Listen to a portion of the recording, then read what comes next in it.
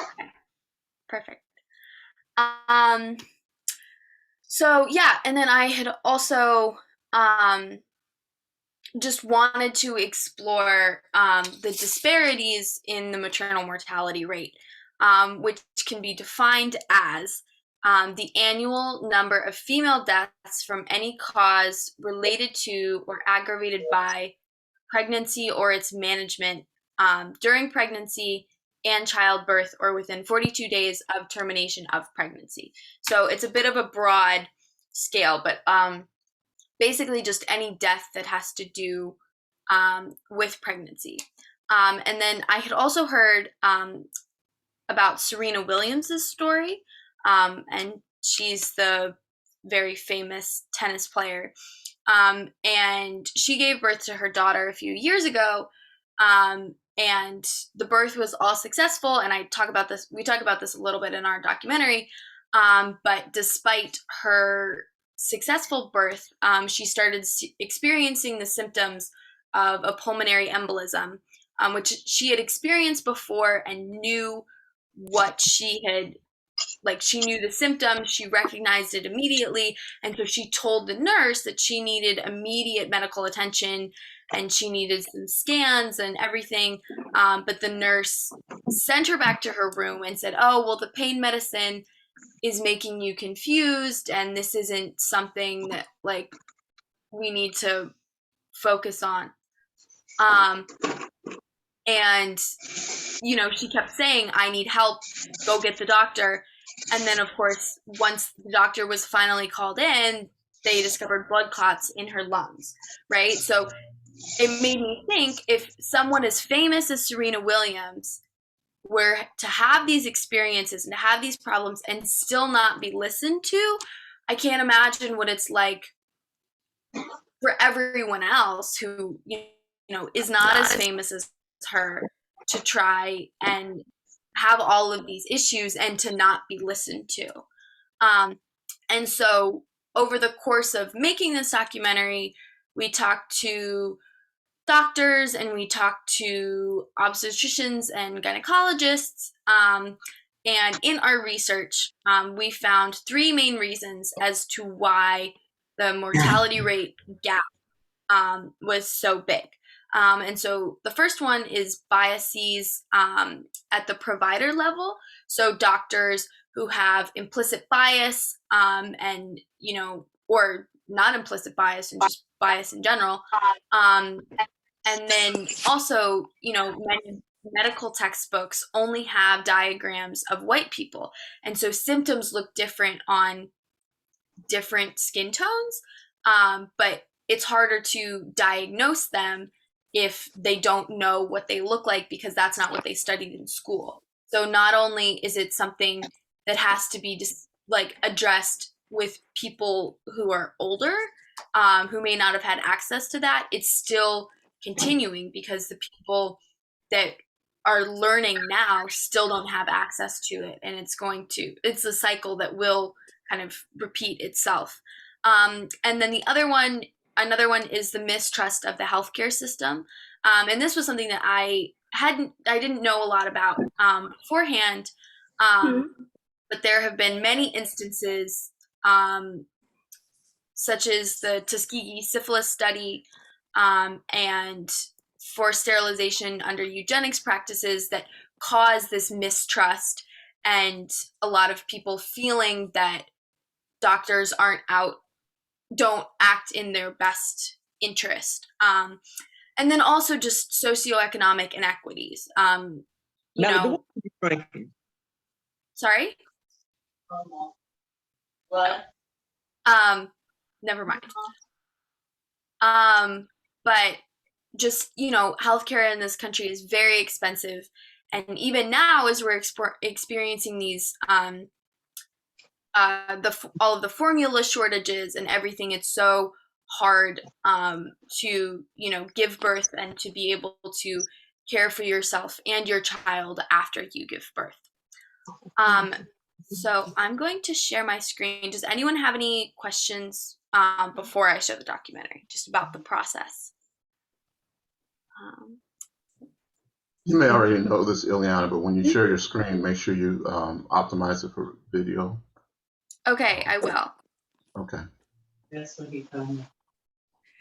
And may I also ask that everyone please mute your mics, and when you have something to say, unmute it. Thank you.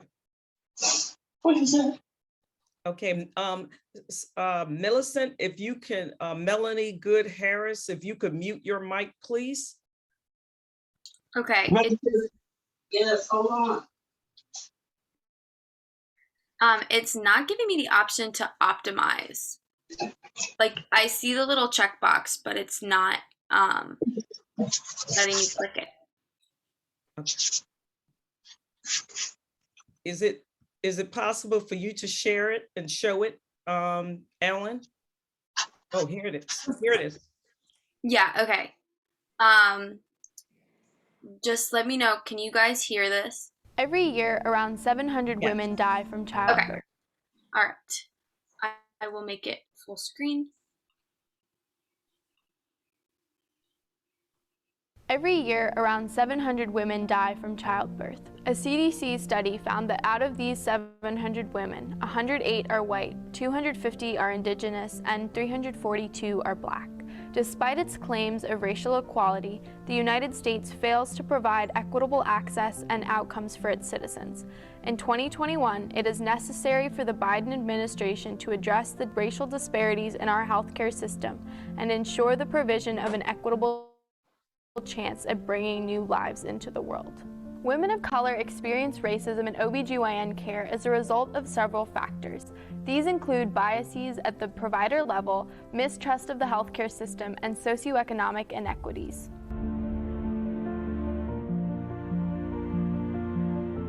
The OBGYN field has long been rooted in racism. Many medical discoveries are owed to enslaved women in the 19th century. The father of modern gynecology, James Marion Sims, used inhumane practices of experimentation on these women's bodies.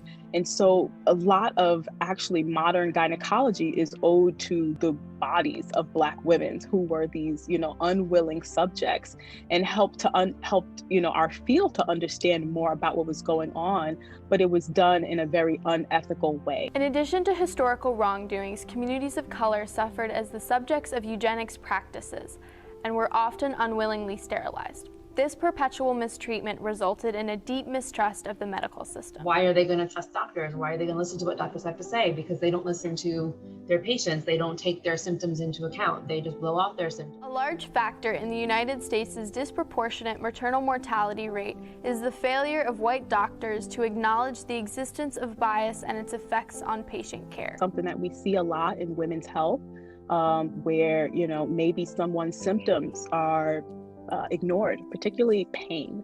So, it's been shown that, there's a train of thought that Black people have a higher threshold for pain. And part of that is rooted in the inferiority or an idea of differences that comes from slavery.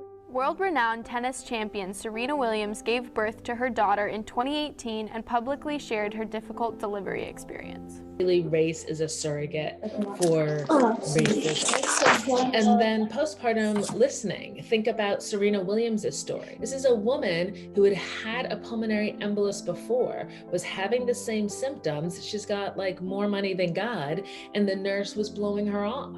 Had Williams not been so persistent in seeking care, she may have experienced the same fatal outcome as other patients of color whose doctors refused to listen. A majority of America's doctors harbor implicit bias against patients of color, leading to harmful misconceptions and a disconnect between doctors and their patients. I think it's really important that providers listen to all their patients, but especially when we know that Black women are more at risk of maternal mortality, that we listen to Black women, and that it's better to have the err on the side of caution, especially as it relates to trying to make sure that we have positive outcomes for moms and babies. Socioeconomic disparities act as a significant block in access to care and equitable outcomes. Of course, they're basic things things like access to transportation, safe ways of getting to appointment. And then there's the quality of care, things like C-section rates. That's another health disparity in the maternal health space, increased risk of hemorrhage, increased risk of death, increased risk of blood clots. All those things are greater in both low SES women and Black women. The maternal health crisis presents challenges at many levels. Steps for reform include acknowledging the presence of racism within the medical field, implementing mandatory bias training throughout medical education, and extending postpartum care coverage to a year. Today, many low-income women lose their Medicaid coverage at 60 days postpartum, considering that 1 in 8 maternal deaths occur between 42 and 365 days postpartum. Extending Medicaid coverage to up to 1 year postpartum could be an important first step toward reducing late maternal deaths. I think what we need is such trainings, instead of just being one-offs or two-offs where, you know, maybe doctors in training in their 3rd year have a couple of good anti-bias trainings. It needs to be embedded throughout medical school and longitudinal. From the one side, there's a difference there in cultural experience of racism that I have to acknowledge with my patients and myself. So I have to acknowledge that and be willing to name it and own it and appreciate that I've been the recipient of a tremendous amount of privilege throughout my education and my background. Additionally, Congress must pass legislation such as the Momnibus Act, which would implement progressive steps to reduce outcome disparity. The Biden administration and Congress must take action to uphold our country's promise for just treatment and an equitable healthcare system. I think a lot of times when people hear racial, ethnic disparities, they think it has nothing to do with them. But you have to understand that when we are all well taken care of, we will all be okay.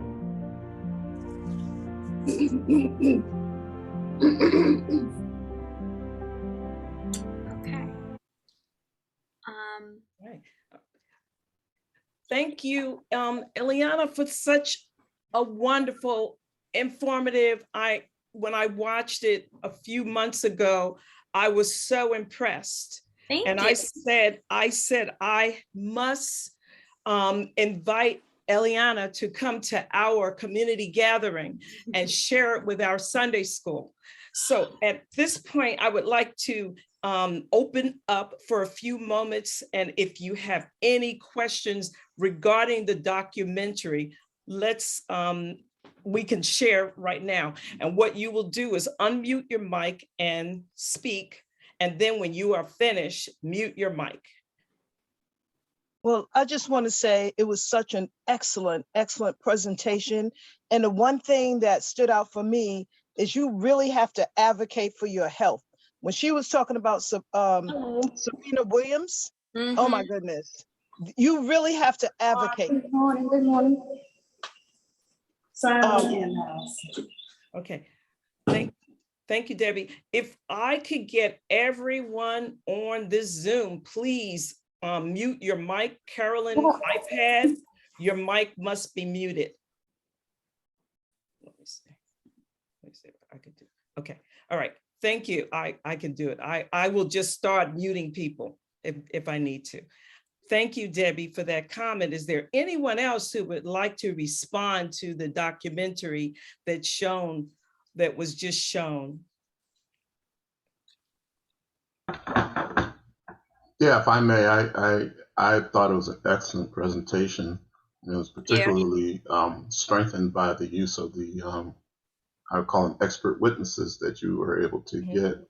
You described the process of identifying and getting in contact with and getting them to contribute to your video.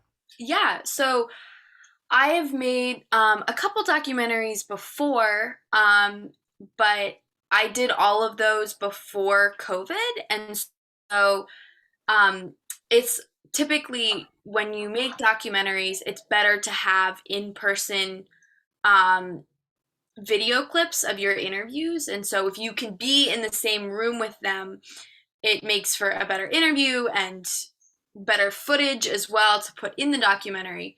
But I think that COVID kind of leveled the playing field, and it actually opened up so many more people, because now we couldn't be with people. Like, it didn't matter whether or not they were in driving range, and it didn't matter if we could get in-person interviews with them. And so we really just looked up a lot of scholarly articles and things that had been published in medical journals and other that sort of stuff. And then we were able to, find their emails online and get in contact with them. And one of the doctors actually was a cousin of my classmate who did the documentary with me. And so we had that kind of access. But we really just, the nice thing is that people, when you make it kind of your life's work, and when this is what you talk about, people are really interested in talking to you and are often very glad that you're making this documentary. And so we did have good luck with the people that responded to us. And unfortunately, our documentary could only be 6 minutes long. Otherwise, it would have been 15 minutes. But we were limited. We had so many good interview clips, and everything that all of our interviewees said was so good. But we unfortunately could only include a couple clips from each person. So wonderful. Eliana, if no one has any other questions, I have a few questions. I'd like to share my screen. Of course. And I have a little bit more to talk about, but you ask me your questions. All right. Okay. And I'm going to allow you to do that. Okay. So let me share my screen, and then we're going to come back to you. Okay.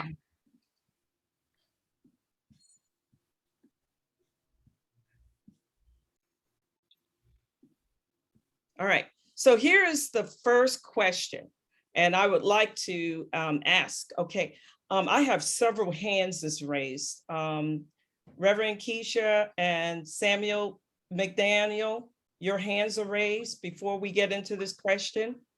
Okay, thank you. Mm-hmm. I was gonna ask, what things what important things weren't you able to include? Volume. Oh, can you repeat the question, please? Talk to them about that. Brother Harold, could you mute Sister Charlene? You can mute everybody, Sister Charlene, and then give us permission to. I will. Okay. No, I'm going to mute everyone. Yeah. Then you can mute the person you want to. Okay. All righty. Mute all. Here it is. Okay. Here's it first, Everyone's muted. Okay, so I unmuted myself to speak. All righty. So you said that you would have made it 15 minutes. What are some things you wish you could have put in? What important information do you wish could have been included? I think that what we realized, initially when we were writing our script, we had made the script a lot longer, and I think that it allowed us to go into detail in kind of our 3 main points. And also, I wish that we had talked more about the legislation that's been that is kind of in the process of being made into law. And that's what I'm going to talk about later. But I wish that we had included more of that in our documentary because it's so important. Awareness is a great first step, but it's not, we need to make laws, and we need to make progress, and we need to, implement these things so that people, so that we can attempt to kind of reduce this mortality rate gap. Sister Claretta, your hand is raised.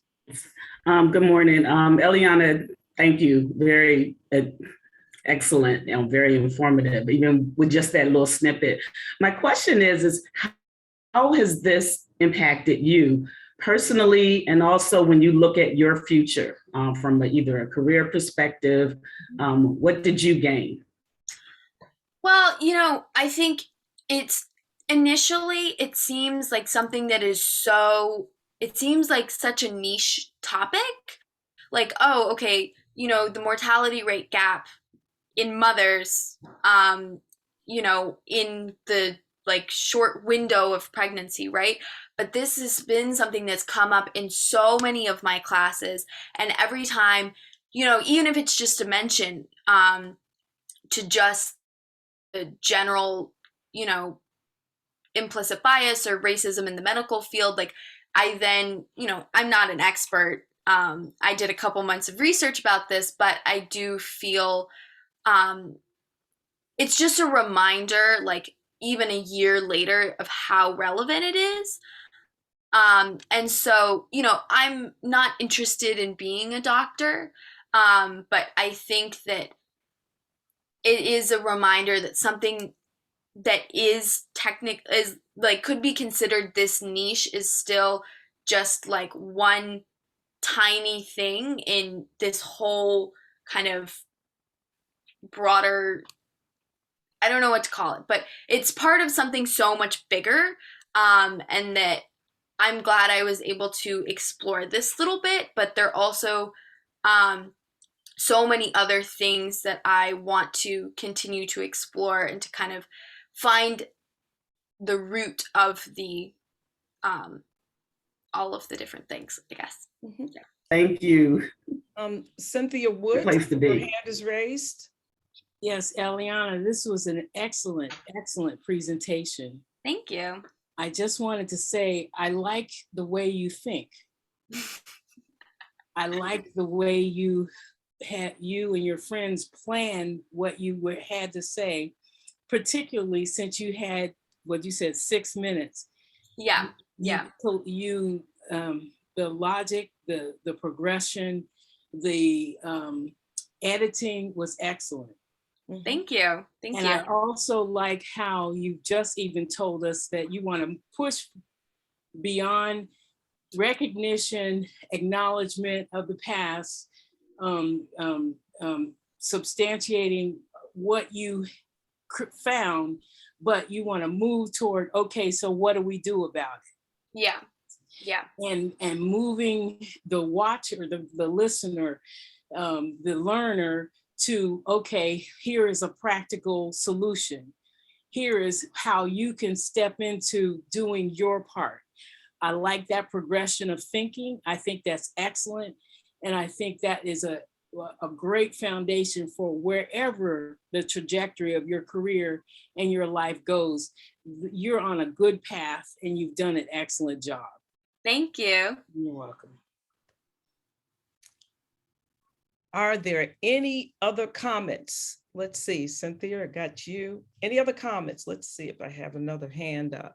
Okay, Claretta, your hand is down. Okay, are there any other comments that you would like to make to Eliana before I ask my questions? Because I have a few questions for our audience. I think I have one. Excuse me, I'm sorry. Go right ahead. Eliana, thank you for this great effort. And thank you for this great work that you're doing. When you're opening up, I think you made a distinction between implicit bias and bias in general. Mm-hmm. And I wanted to ask you about what your thinking is and the difference between those two. Thanks. Well, yeah, so, I also would like to acknowledge that, I am a white person. And so I think that what I've realized and, through reading different things that have been written by doctors and people who do kind of bias training specifically in the medical field is that it's not that people are necessarily born with bias, but I think that through their lifetime, they start to learn a sort of bias. And, I guess the difference is, some people are explicitly biased, I guess is the opposite. And another, I guess, just blatantly racist. But then you have the other side of people who are like, well, no, I'm not racist and I'm trying to provide equal care to everyone, but have yet to acknowledge and kind of realize the implicit bias that they have. And I think that that's something that, at least of the two white doctors that we talked to, they were like, in order for this to, be resolved, we have to do a lot of internal thinking. And why do we feel this way? Where did we learn this? How can we dismantle this? And so that is one of those things that, can't necessarily be done through passing legislation. It's a good, as we talked about, mandatory bias training is very important, and not everyone has that. And a lot of times when they do have it, it's just a one-off, like, oh, okay, you're going to learn about this, but we're not circling back to it, we're not expanding on it, and we're not really, making you do this more than once. And so, but what we learned is that these kind of things take a lot of time and they take a lot of evaluation. And so in order to kind of solve this and dismantle this, we need to figure out ways to have this be a constant thing and continuous thing that happens, and not just one period of time. Excellent. Very good. Thank you. You're welcome. Are there any other comments or questions that you would like to ask Eliana about the presentation, her documentary? All right. So I have a question for the audience. Are you ready? Okay, let me share my screen real quick. Okay, so here's my first question. Will having more female OBGYNs reduce the racial disparities, the racial disparity in caring for marginalized pregnant women? So what I'm asking you is, and I'm coming back to you, do you think that having more women of color in the area of OBGYN, will it reduce the disparities? Will it help?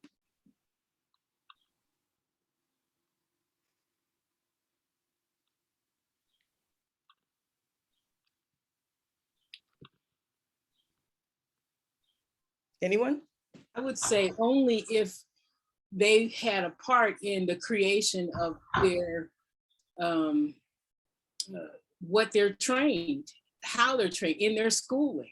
If Black women were writing the courses, or as Eliana has pointed out, creating more relevant courses on bias training that are long-standing, and having what they're taught in medical school about caring for people of color, because they have more likely this, that, and the other. If the Black women were teaching that in the medical schools, it would have more of an impact than just learning the same things, as she pointed out, that are taught and not showing, hey, there's a difference, and so on. If there's an impact by those Black women in the beginning, it will have more of an impact later on. That's right. Reverend Keisha? So I think it would be impactful for more Black female gynecologists, and overshare. Some of you may know I had surgery last year. It was to remove fibroids. And my primary care recommended a white male gynecologist who I spoke with, and he was like, oh, you're just having discomfort. It's not big enough yet. Wait till it becomes painful. Wait till it becomes because a lot of women with fibroids have debilitating pain. And something about what he said, I'm like, I don't want to get there. I don't want to get to the extreme circumstances. So I went to So I got actually a recommendation from Coretta and went to a Black woman gynecologist, and she said the pain is soon to come. Let's handle this.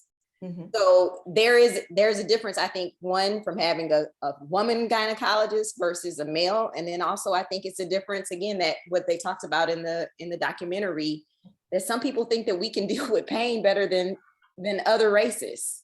And that does go back to one of the justifications for slavery was, oh, they don't feel pain. So he wanted me to wait till I was in extreme pain and come back to him. And I just never went back to him again. That's a very good story, personal, something that happened to you. To me, you could have all of the doctors that you want that are female doctors, if they are not, if in medical school, like Eliana said, they're not taught cultural sensitivity, and it's something that they receive throughout their training in medical school. It doesn't matter how many doctors you have, but I'm glad that you shared that personal experience with us. I have another question for you. All right, let me just share my screen real quick. Before you do the question, I just wanted to say, again, Reverend Patrick just proved the point that you have to advocate. She didn't just listen to that one doctor, but she got a second opinion. And so she really advocated for herself. Yes, thank you for sharing that. Okay, does everybody see my screen? Can you see it? Yes or no?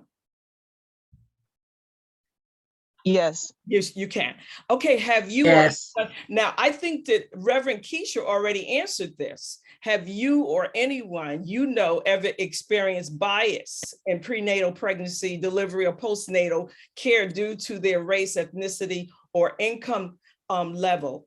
And I think that Reverend Keisha just shared her story with us. And I think that answered that question. But have anyone else ever experienced that sort of bias in the medical field, especially women that's on this call, on this Zoom now? Anyone else have a story? I definitely did. I definitely did. When I was pregnant with my youngest daughter, and I was in a lot of pain, and the contractions were coming like 15 minutes apart, 10 minutes apart. And I was complaining, like I was in so much pain. And the white doctor came in and he was like, if you keep complaining, we're gonna give you a C-section. That's the first thing that he said to me. So I had to hold that in. And then they found out, a nurse found out, she came in, that I actually had walking pneumonia. So I was in the hospital like a week before and a week after my daughter was born. It was like, they didn't listen to my pain. You know, he was like, if you just keep complaining, you're gonna have a C-section. And I believe that a whole lot of women could echo the same testimony as you, Sister Debbie. Yeah, Arlene, I have something I wanted to share on that point. I'm not a woman, as you know, but when I was a legal aid attorney in Baton Rouge, before I even asked you to marry me, I was handling cases. I got a lot of cases from Black women who were on welfare and Medicare were coming to me with outstanding medical bills from the local charity hospital, which is the Earl K. Long Hospital there. And they all came from Earl K. Long. They all had the same gynecologist, and they all had outstanding bills. And when I contacted the hospital would just say, oh, that's a mistake, and Medicare's paid everything. We're gonna wipe that bill clean. But I had to keep doing this. So I had questioned the hospital some more, and they would tell me, well, the reason that the bills are coming up is because all of these women had C-sections instead of natural, vaginal birth. And at that time, I was rather green. I didn't have any inclination that this would be based on race and socioeconomic disparity. So I talked to some of the paralegals, and one of the paralegals, a white woman, she explained to me, she said, the reason that they're getting these bills is because the hospital can charge more money for a cesarean birth than they can a vaginal birth.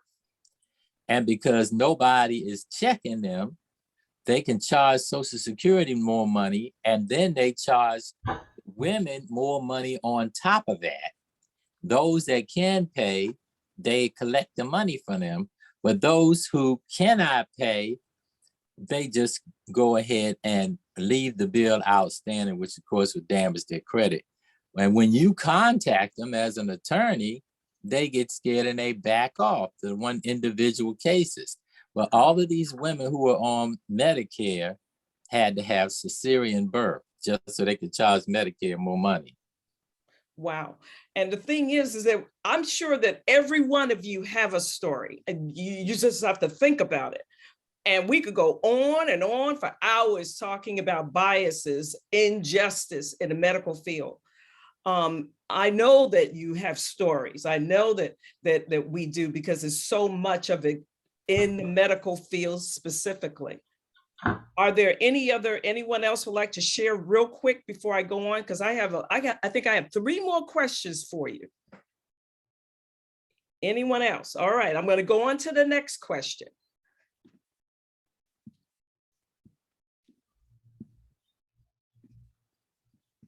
Here's my next one. Do you personally believe that Blacks have a higher threshold for pain than whites? What about women as opposed to men? Do they have a higher threshold for pain?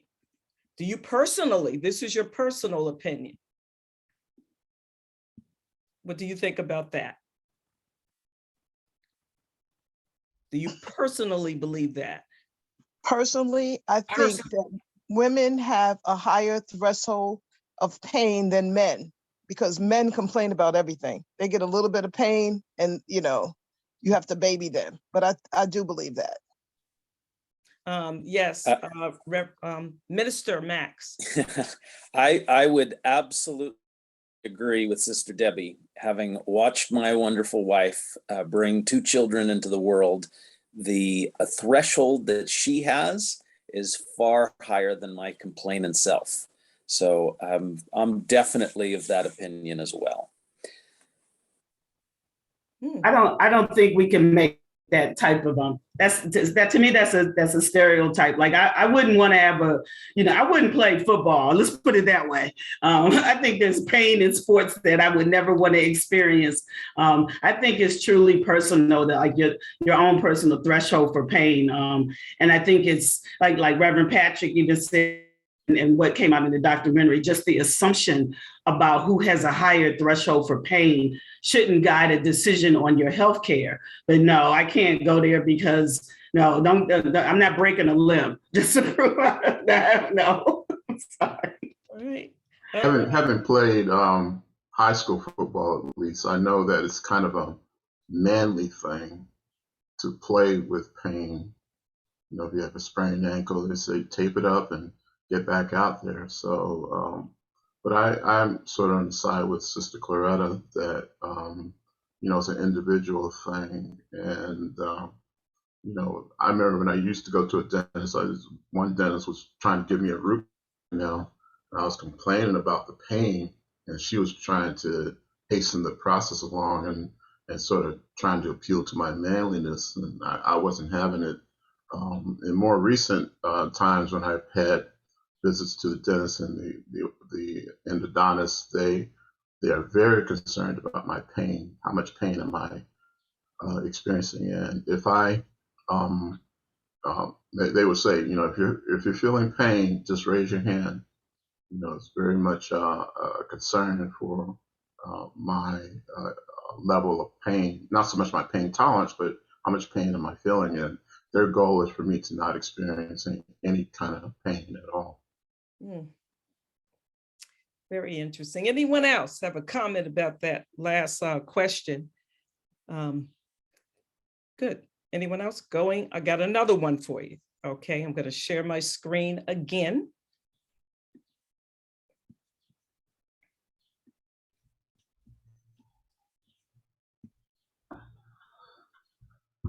Okay.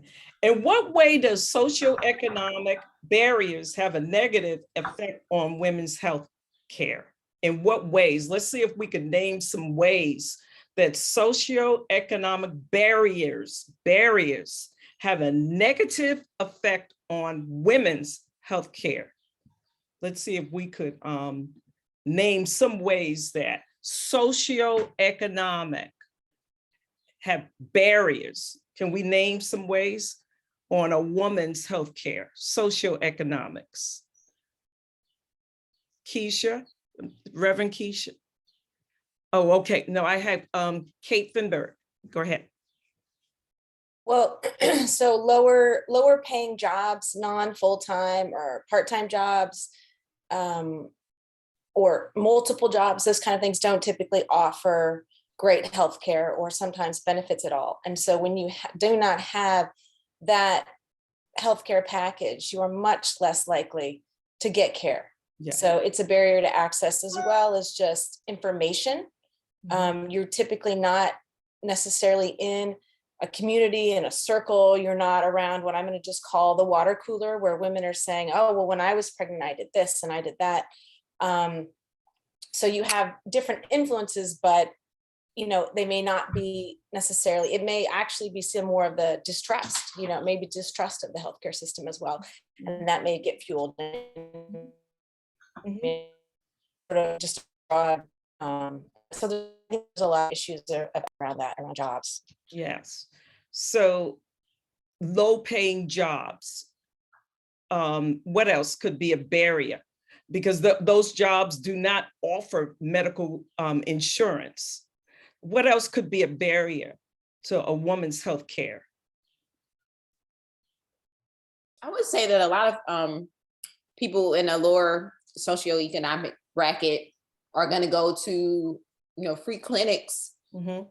And are the experts at the free clinics? Like, I believe that like many of us who are solidly middle class or upper middle class are referred to experts when we're going through certain conditions.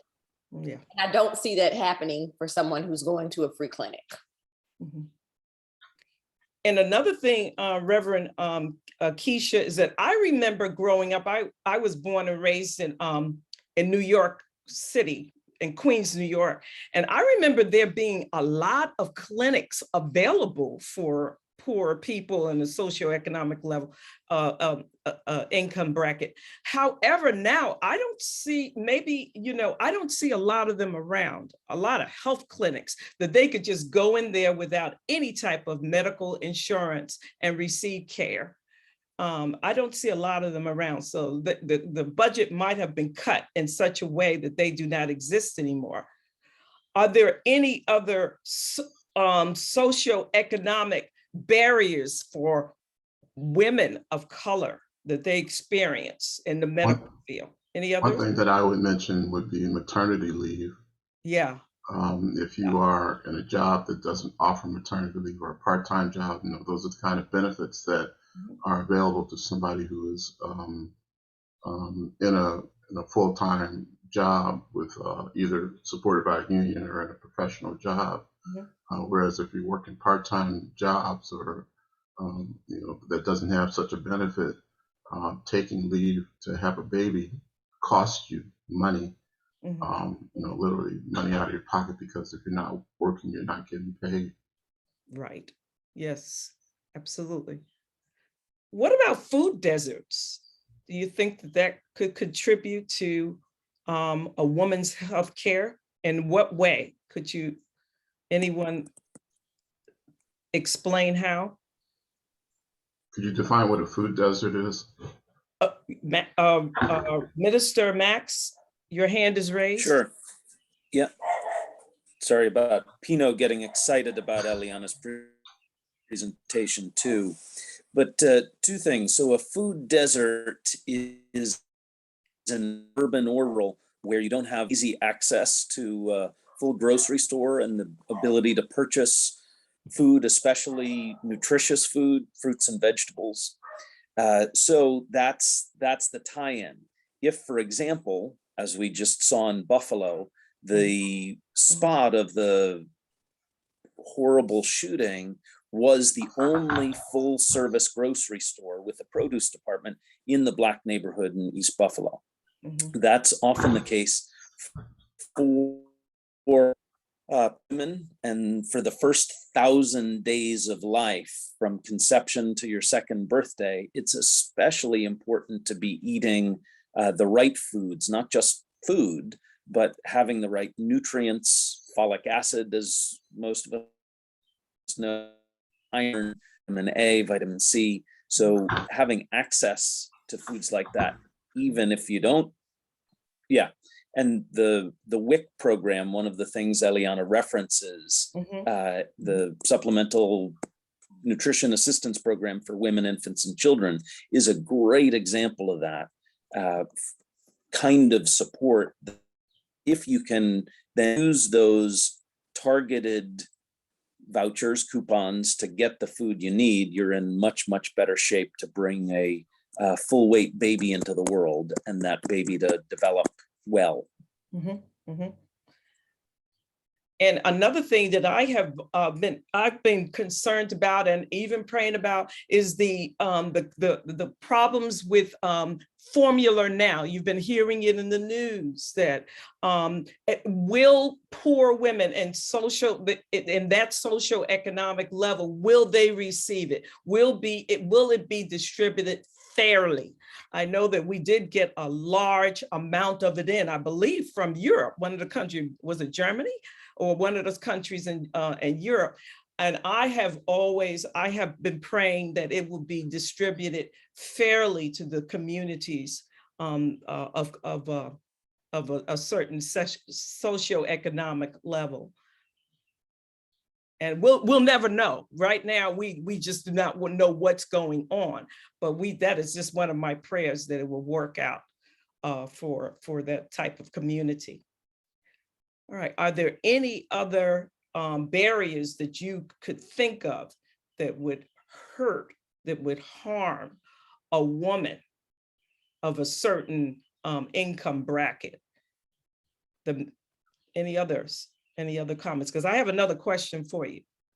Okay. I mean, yes. We mentioned this in our documentary, but also, lack of transportation. Yeah. If it's the free clinics again too, if you're going to the one that's closest to you, that might be easier to get to transportation wise. But if you're going, if you want to go to an expert, if you're going somewhere else, if you don't have a car, you take the bus. But if you're already pregnant, a lot of these things are much more taxing physically, and people might just not even have that access at all. Very true. And I just wanted to add one other thing, if I can. A language barrier, not being able to understand what is needed, I think is really important. Not understanding some of the things that you guys mentioned about nutrition, how often they need to go to the doctor, and then having the transportation. So all of that in reference to language. Any others? Yes, Kate. Just two other quick things. One is that, remember, maternal mortality includes after the birth. And so you have to remember, this is also transportation on the bus across town with the baby in the stroller, the newborn. This is, adding complexity to already difficult issues in terms of location. And then another piece I think is really important to mention is support for postpartum care, which includes breastfeeding, for example. Having that network breastfeeding for those who have done it is not always easy and does need support. And if you don't have that support, most people will eventually give it up or quickly give it up, depending on what kind of environment you're in. And so I think we're talking about the formula shortage and the issues around that. And so that it's just a really important piece, and it's very difficult to get. Insurance doesn't usually cover it. And So you may be, even if you want to breastfeed your child, you may not have the support you need to do that. So it may not be your choice. Very good. Any other comments about the barriers? All right. I wanted to just kind of expand on what Sister Debbie was saying about language. Yeah.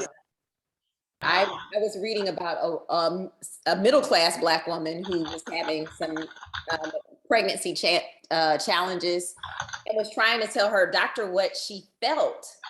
And she ultimately lost her baby, and they blamed it on her because they couldn't understand like the cultural difference in how Black people speak and white people speak. Not in, she spoke English, he spoke English, but in the way that we describe things, the cultural barrier. And they said, well, you should have told us that this is what you meant. She was trying to describe what she was feeling, but they weren't getting it because they were listening for other words. And ultimately she lost her baby, which could have been prevented if they could have listened, if they could have tried to understand what she was saying a little better. And it wasn't an uneducated woman, it was just cultural differences and our dialect, how we talk. Right. And I think that that's what Eliana mentioned in her documentary, cultural sensitivity courses that they need to take in medical school. And consistently, not just one, like Eliana said, not just one course they take and then that's it. They need to take many courses in cultural sensitivity. And that would be an answer to that particular, the language barrier. Absolutely. Anyone else have a comment about barriers in the healthcare system as it relates to poor women? Great. I have another question for you. I'm going to share my screen real quick. Oops. What happened?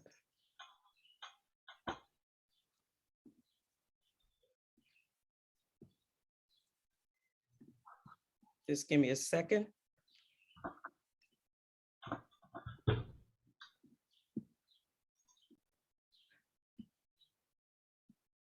All right, here is, and Eliana kind of talked about a law, but I'd like us to talk about this for a moment. What laws can our state or federal government pass to end the problem of disparity when caring for pregnant, marginalized women? So we could even use our imagination, so to speak. You think that, I think that's the only way to solve it. Not the only way, but certainly laws. Eliana? Yeah, this was kind of the last thing that oopsies, there we go. The last thing that I had. So I just wanted to tell you what's actually been put into place before we kind of discuss what could be. So in the documentary, we talked about the Black Maternal Health Momnibus Act that was introduced in early 2020. And the act works to address issues with women in the prenatal and postpartum periods. It provides investments in community-based organizations to improve Black maternal health outcomes, and it conducts studies and funds grants, and it's just a good example of what we can do. Unfortunately, the bill didn't really go anywhere in early 2020, and then last year the bill was reintroduced, and it is made up of 12. The act is made up of 12 bills, and 9 of the bills are in President Biden's Build Back Better Act, and which has passed the House but not the Senate. And so the bills have yet to move forward, but one of the bills in the Momnibus Act has been passed and was made into law last November regarding protecting moms who served. And in the act, it has something specific for, marginalized people and women of color And yeah, but so it's a start. It's not the best, but there are things. Yeah. Oh, there's a comment about abortion. Well, not about abortion, but contraceptives. Do you want me to answer that first? Oh, you can, if you can. Okay. Yeah, I mean, I think actually my mom can talk about this probably better than I can, because a lot of her work has been about this, but just lack of information. And I had something written down. I found a study that said from a research journal called Demography that found that denying all wanted induced abortions in the United States would increase non-Hispanic Black pregnancy-related mortalities by 33%. And so it's like, that's specific, I guess, to abortion, but it's just access to contraceptives. And, if you take that away, then, people who might not be physically able to, carry a pregnancy to term, and it just all makes it much more risky if you don't have that access to contraceptives and to things that you need. Right. Yeah, I don't know. I'm not kind of as well versed on that, but it's something that's a very current issue. Yes. Yes. But yeah, those were my two things. Very good. All right. Any other comments about what you think might work if you would send, if a bill would, if Congress could hear you out about marginalized women that need health care? After watching Eliana's documentary, what laws do you think, just use your imagination, that you would love Congress, if you could sit before Congress and talk to them, what would you say?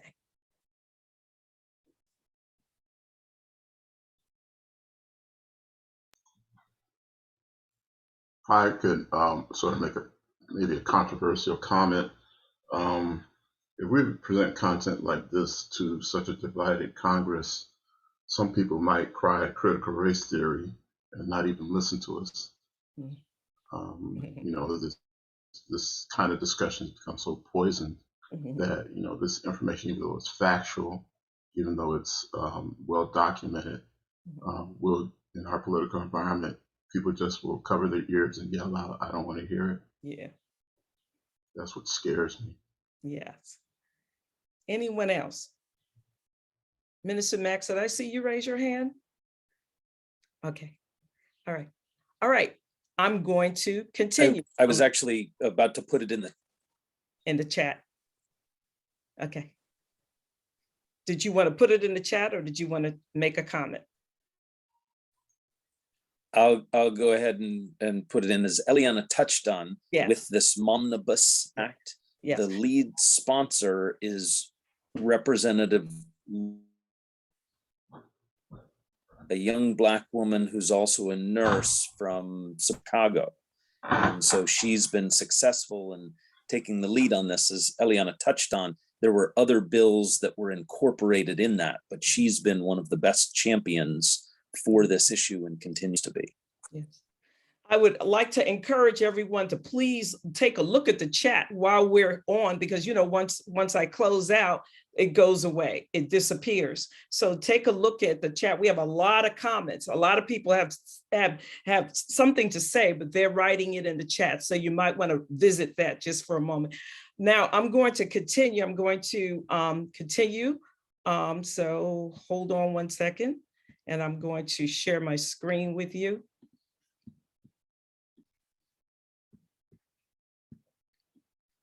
So this is Sunday school, and we always have to, what can God's people do to shed light on the disparities mentioned in Eliana's documentary?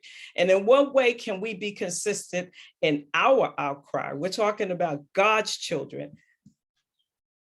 What can we do? After watching her documentary, you, as a Christian man or woman, what can you do?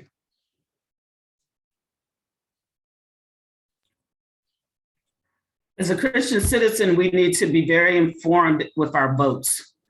So we need to look at the records of people, look at statements that they've made, look at organizations that they support, because sometimes they may not say something, but their dollars will speak louder. And we need to look at organizations and see what they support and what they are doing, but use our vote. And as has been mentioned, to definitely share information. I mean, we've been given some information from this that we can share with others. Even if you've never had an experience, you can share information related to someone else, even if it's just encouraging them to seek out a second opinion, as someone said earlier, or encouraging someone to do their own research, doing research for them. If they don't have access to internet, we talked about socioeconomic barriers. Well, they don't have access sometimes to do research. Do research for them. Do research for them. Use your socioeconomic resources to, provide information to other people. I think it's a matter of deciding how our love will be demonstrated. Jesus has told us to love. Yeah. So how we will just do that. Very good. Thank you, Claretta. Anyone else want to make a really quick comment about what can we do? How can we be proactive about what we just learned from her documentary? All right, then I'm going to move on. If there are no other comments, let me share my screen again. Sister Kate has her hand up. Oh, I'm sorry, Sister Kate. Just one quick thing. I think that part of our role is also to be willing to be advocates for others and to walk alongside them. So if that means going to an appointment, if that means having a conversation, if that means just being there, whatever that means, that I think that's not just as citizens, but as Christians, that's part of what we are to be next to our sisters in their time of need, whatever that requires. Yes. All right, any other? Not only vote, but also call our congressmen so that they can hear our voice in our community. But when a community gets together and, like usually when things go on, I call my representative right there and to know that we are holding you accountable for what you said you were going to stand on. Well, one of the things that I often hear, and sometimes I'm sorry to say this, but sometimes I hear from our brothers and sisters, they'll say, I'm not political. I'm a child of God and I'm not political. Gosh, Jesus was political. We have to be informed. We have to read. We have to encourage our neighbors.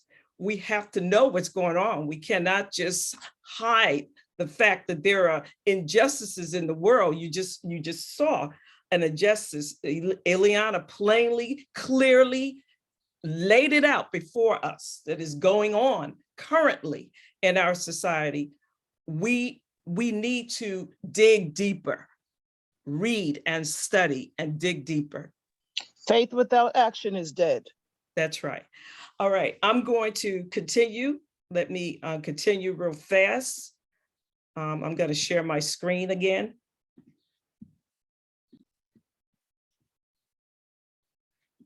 So let's look at the word of God. There is certainly a concern for justice, and we're talking about justice. That's what this is all about in the world. And here are some Bible verses to help us understand God's plan, because I just want you to know that God has a plan in everything that happens. God has a plan. So let me just share some of this with you. You might want to write this down and look at these verses again. Psalms 37, 8-9 says, refrain from anger and turn from wrath. Do not fret. It leads only to evil. For those who are evil will be destroyed, but those who hope in the Lord will inherit the land. And I think that a lot of the verses that I found will encourage us, especially in light of what we have witnessed this whole week and what we have also witnessed in Eliana's presentation, her documentary. Here's another one that will encourage you, should encourage you. Proverbs: when justice is done, it brings joy to the righteous, but terror to evildoers. Proverbs 24 through 25. Whoever says to the guilty, you are innocent, will be cursed by peoples and denounced by nations, but it will go well with those who convict the guilty, and rich blessings will come on them. Romans: do not take revenge, my dear friends, but leave room for God's wrath. For it is written, it is mine to avenge, I will repay, says the Lord. And of course, the last one that I found was Micah 6:8. He has shown you, O mortal, what is good. And what does God require of you? To act justly and to love mercy and to walk humbly with your God.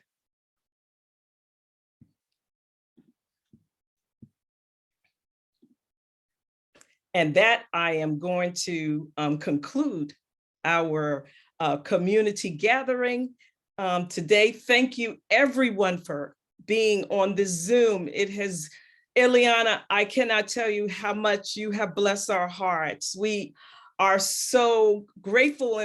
And not only that, I certainly hope that we hear from you again and again. I don't know if documentaries or will be the way that you go in life, that it becomes like a little hobby of yours, that you engage in documentaries. I love documentaries. I learned so much, and I've learned so much from your documentary.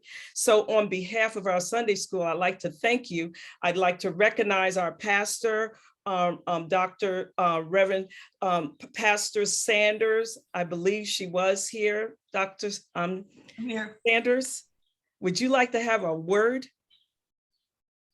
Yes, just to thank the Board of Christian Ed for having this fifth Sunday conversation. Thank you, Sister Carney, for your leadership. And thank you, Eliana, for your brilliant creativity. And I'm hoping that as your parents continue to beam, that they will allow us to share in the joy of what you're accomplishing. And thank you for bringing this good information to our attention. My only regret today is that as I look around the screen, I don't know that we have anybody else in your age group, Eliana, who's a part of this conversation. So that's the challenge that is before us. As happy as I am for this to be an intergenerational conversation, it's going to have the maximum impact on your peer group, on younger people. And so we're just going to continue to pray that the Lord will use what your gifts and your talent, your energy to make a difference in your generation. So thank you so much for being a part of us, and thank you for what you have done. I now turn, thank you, Pastor Sanders. I now turn this over into the hands of our Minister of Christian Education, Dr. Alan Carswell. Let me add my congratulations to Eliana and her proud parents. I enjoy Max's late Eliana's proud papa, and I'm also a little bit wistful. I remember when they announced Eliana's birth. It was in Italian, as I remember, because she was born in Rome. So I've known her from the very beginning, and I'm just delighted that she has grown to be quite a young woman, and she's illustrating her talents. I will mention that this session is being recorded. We'll make it available on our social media sites, as well as the original video. It was shared, but I will make that information available so people can watch and share. Please share the video with friends of yours who may not have seen it, because I think there's some important information.